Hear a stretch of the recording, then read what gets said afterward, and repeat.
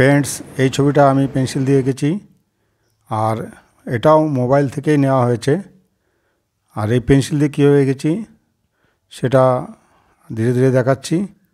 প্রথমে আউটলাইনটা পুরোপুরি করে নিচ্ছি ঠিকভাবে, তারপর হালকা করে শেড দিচ্ছি। প্রত্যেকটা শেড একবারে কমপ্লিট হয় না, এই শেডিংগুলো আস্তে আস্তে করতে হয়। প্রথমে আমি 2B, 4B, 6B ক্রমান্বয়ে বাড়াতে থাকি ডেপথগুলো। অবশেষে যেখানে বেশি ডার্ক দরকার সেখানে 10B পেন্সিল ইউজ করি। আর কিছু জায়গা আছে যেখানে চারকোল পেন্সিল ইউজ করা হয়েছে, যেখানে খুব বেশি ডিপ, যেমন চোখ, তারপরে হেয়ার, এইসব জায়গাগুলো চারকোল পেন্সিল ইউজ করা হয়েছে। তো ড্রয়িংটা করার সঙ্গে সঙ্গে আমি মাঝে মাঝে ব্লাইন্ডিং দিয়ে এটাকে ফিনিশিং করছি।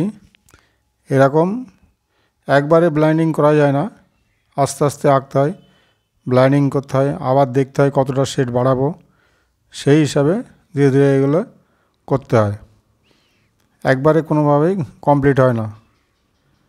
তো ধীরে ধীরে আমি বডির কাজের দিকে যাচ্ছি।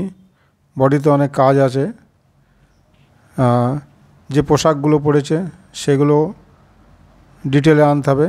তাই দেখতে পাচ্ছেন হেয়ারটা কীভাবে করা আছে। এগুলো খুব বেশি কঠিন কাজ না, মোটামুটি অভ্যাস করলে খুব সহজেই এগুলো করা যায়। আমি পেন্সিল কীভাবে চালাচ্ছি দেখতে পাচ্ছেন, খুব ইজিভাবে, কোনো জড়তা নেই। ফ্রি হ্যান্ড মানে পেন্সিল চালাতে হবে, জড়তা থাকলে হবে না। হ্যাঁ, সামান্য এদিকে ওদিকে লাইন বেরিয়ে যেতে পারে, ওতে ভয় পাওয়ার কিছু নেই। আর যতটা সম্ভব হয় রবারটাকে না ইউজ করা। বেশি রবার ইউজ করলে তো ছবির ইয়েটা নষ্ট হয়ে যায়। তা যত পারবেন রবার কম ইউজ করবেন। রবার দিয়ে ঘষলে ওই জায়গাটা ঠিকভাবে মেলানো যায় না। তো আমরা সবসময় চেষ্টা করি নির্ভুলভাবে ছবিটা আঁকা, যাতে কোনো জায়গায় ভুল না হয়। রবার দিয়ে তুললে সেই জায়গাটা একটা ছাপ রয়ে যায়, সেটাকে আর মেলানো সম্ভব হয় না। আর মাঝে মাঝে দেখছেন পেন্সিলটাকে শার্প করে নিচ্ছি। পেন্সিল শার্প করার স্যান্ডপেপার অনলাইনে কিনতে পাওয়া যায়, প্রয়োজনে আপনারাও কিনতে পারেন। এটা খুবই উপযোগী। ছবিটা প্রায় হয়ে এসছে, এখন আমি ধীরে ধীরে ডেপথ বাড়াচ্ছি।